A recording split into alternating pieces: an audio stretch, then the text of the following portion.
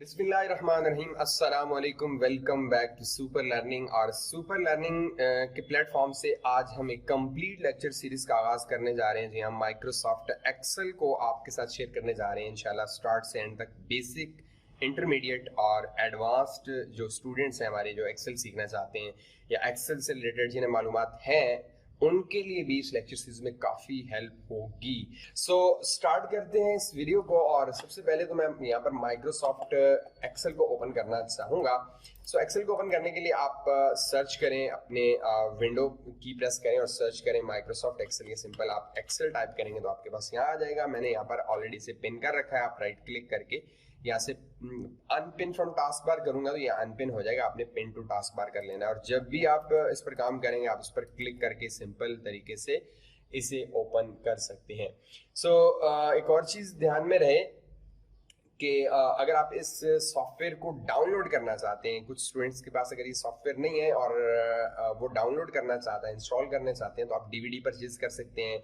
अपने किसी दोस्त फ्रेंड से इसका सेटअप ले सकते हैं अपनी पेन ड्राइव में, या फिर आप ऑनलाइन गेट इनटू पीसी से जाकर भी इसे डाउनलोड कर सकते हैं। मैं जिस वर्जन में काम कर रहा हूँ वो 2016 वर्जन 2016 वर्जन है माइक्रोसॉफ्ट ऑफिस का, और हम एक्सेल को आज से शुरू करने जा रहे हैं। सो ये इसकी वेलकम स्क्रीन है। वेलकम स्क्रीन के बाद यहाँ पर देखें तो कुछ रीसेंट फाइल्स हमारे पास शो हो रही हैं, क्योंकि काफ़ी टाइम के बाद हमने सिस्टम ऑन किया है, क्योंकि कोरोना की वजह से आपको पता ही है कि काफ़ी लॉकडाउन की वजह से हमने काफ़ी टाइम जो है वो घर में रेस्ट किया है। उसके बाद हमने दोबारा अब इसको ओपन किया और स्टार्ट किया। इस वजह से हमारे पास ज़्यादा फाइल शो नहीं हो रही। सो हमारे पास दो फाइल शो हो रही हैं, मार्च 16 और फरवरी 18। ये दोनों फाइल आपकी यहाँ पर शो हो रही हैं। आप इन्हें यहाँ से पिन भी कर सकते हैं, वो पिंड में आ जाएगा, बट रिसेंट फाइल में यहाँ से फाइल शो हो सके। यहाँ से अगर आपके पास ये फाइल सेव है सो यहाँ से आप इन्हें पिन भी कर सकते हैं, और अगर ये फाइल आपके पास सिस्टम में सेव है तो आप यहाँ से ओपन करके आप इन पर काम कर सकते हैं। सो टेम्पलेट्स में हम बाद में काम करेंगे क्योंकि हम बिगिनर्स हैं। सो अभी हम ब्लैंक वर्कबुक को ओपन करेंगे, क्लिक करेंगे तो आपके पास यहाँ पर देखें तो माइक्रोसॉफ्ट एक्सेल ओपन हो चुका है। ये इसका इंटरफेस है और इंटरफेस से रिलेटेड हम कुछ जान लेते हैं। थोड़ा सा मैं फास्ट चल रहा हूँ क्योंकि मैं चाह रहा हूँ कि वीडियो बहुत ज्यादा लंबी ना हो। सो टॉप पर देखें तो हमारे पास टाइटल बार आ रहा है। इसमें जो आपका टाइटल है इसे हम बाद में चेंज भी करेंगे। जब हम डॉक्यूमेंट को सेव करेंगे तो हम अपने इस टाइटल बार को चेंज करेंगे। उसके बाद यहाँ पर देखें तो हमारे पास राइट साइड पे कुछ कंट्रोल बटन है। यहाँ से रीस्टोर डाउन कर सकते हैं आप, यहाँ से आप क्लोज कर सकते हैं, यहाँ से आप अपने डॉक्यूमेंट को मिनिमाइज कर सकते हैं। इसके साथ आपको एक एरो का साइन नजर आ रहा होगा। इसके बारे में बताता हूँ, उससे पहले हम ये जान लेते हैं हमारे पास जो file, home, insert, page layout, formula, data, review, ये हमारे टैब्स हैं। और यहाँ पर देखें तो ये हमारे कमांड्स हैं, टैब्स एंड कमांड्स, और ये सारा एरिया आपका रिबन कहलाता है। सो इस रिबन को शो या हाइड करना हो तो आप इस एरो पर क्लिक करके हाइड कर सकते हैं। दोबारा इस एरो पर, इसे रिबन डिस्प्ले ऑप्शन कहा जाता है। हम टैब्स को शो कर सकते हैं सिर्फ, और अगर आपको टैब्स और कमांड्स दोनों शो करनी है तो आप यहाँ क्लिक करके टैब्स और कमांड्स दोनों को शो कर सकते हैं। इसके अलावा अगर आप किसी भी टैब पर डबल क्लिक करें, जैसे ही आप डबल क्लिक करेंगे वो हाइड और शो कर देगा। जैसे देखें, डबल क्लिक से भी आप हाइड एंड शो कर सकते हैं कमांड्स और रिबन्स को। किसी भी टैब पर आप डबल क्लिक कर सकते हैं और किसी भी टैब पर क्लिक करके आप उस टैब को एक्टिव कर सकते हैं और उसकी कमांड्स को व्यू कर सकते हैं, उनको यूज में ला सकते हैं। डिफॉल्ट होम का टैब आपका एक्टिव रहता है। यहाँ बॉटम पे आए तो यहाँ हमारे पास फॉर्मूला बार है। जो भी फॉर्मूला आप यहाँ टाइप करेंगे या फॉर्मूला अप्लाई करेंगे वो यहाँ पर आपको शो होगा। और इस फॉर्मूला बार को अगर आप एक्सपैंड करना चाहें तो आप एक्सपैंड कर सकते हैं। इसकी सेटिंग इसके बिल्कुल बॉटम पे एरो होगा और एरो पर क्लिक करके ड्रैग कर सकते हैं आप इसे। इन 3 डॉट से आप इसे थोड़ा सा अपनी मर्जी के मुताबिक एडजस्ट कर सकते हैं। यहाँ पर देखें तो ये इंसर्ट फंक्शन का ऑप्शन है। यहाँ पर क्लिक करके भी यहाँ पर भी आप फंक्शंस को इंसर्ट कर सकते हैं। आगे चल के मैं डिस्कस करूंगा। यहाँ से आपके पास दो ऑप्शन आते हैं। अगर मैं यहाँ पर इसे एक्टिव करूं तो ये दो ऑप्शन है, एक इंटर का और दूसरा कैंसिल का। यहाँ से आप इंटर और कैंसिल भी कर सकते हैं। ये मोस्टली हम कीबोर्ड से यूज करते हैं, बट अगर आप यहाँ से एंटर या कैंसिल करना चाहते हैं तो आप कर सकते हैं। यहाँ पर नेम बॉक्स है, किस चीज का नेम ये भी आपको बता देता हूँ। हमारे पास यहाँ देखें तो ये टॉप पर, मैं थोड़ा सा जूम कर लूँ इसको ताकि आपको क्लियर नजर आए। ये हमारे जो कॉलम की हेडिंग्स हैं, ए कॉलम, बी, सी, डी, ई, ये कॉलम्स हैं हमारे। और यहाँ पर देखें तो ये हमारी रोज हैं, तो ये रोज की हेडिंग्स हैं और ये कॉलम की हेडिंग्स हैं। अगर यहाँ पर आप देखें तो ये हमारे पास 4 रो नंबर 4 एक्टिव है, और अगर यहाँ पर मैं क्लिक करूं तो ये हमारे पास ई कॉलम एक्टिव है।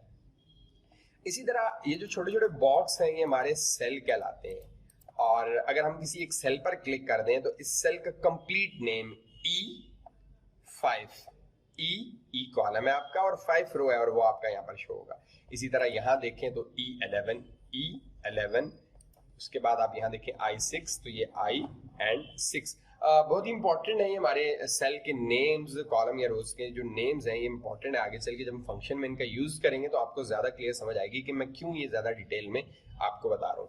उसके बाद अगर आप यहाँ राइट साइड पर देखें तो अप एंड डाउन करने के लिए स्क्रॉल बार है, और लेफ्ट राइट के लिए यहाँ पर ये स्क्रॉल बार दिया गया है, आप इसका इस्तेमाल भी कर सकते हैं। एक और चीज ध्यान में रहे, टोटल जो हमारे पास नंबर ऑफ कॉलम और नंबर ऑफ रोज की तादाद है, अगर हम कॉलम्स की बात करें तो 16,384 कॉलम्स है हमारे पास टोटल। अक्सर इंटरव्यूज वगैरह में या आपका जो MCQs वगैरह उनमें ये क्वेश्चन आ भी सकता है।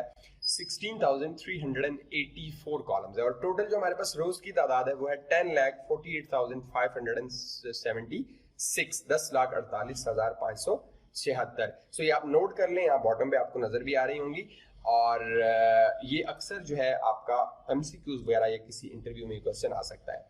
उसके बाद अगर मैं जूम की बात करूं तो यहाँ से आप जूम इन जूम आउट भी कर सकते हैं, और ये सेंटर वाला जो पॉइंटर है इस पर क्लिक करके भी आप जूम इन जूम आउट कर सकते हैं, बट ये डिफॉल्ट 100 पे ही रहने दें।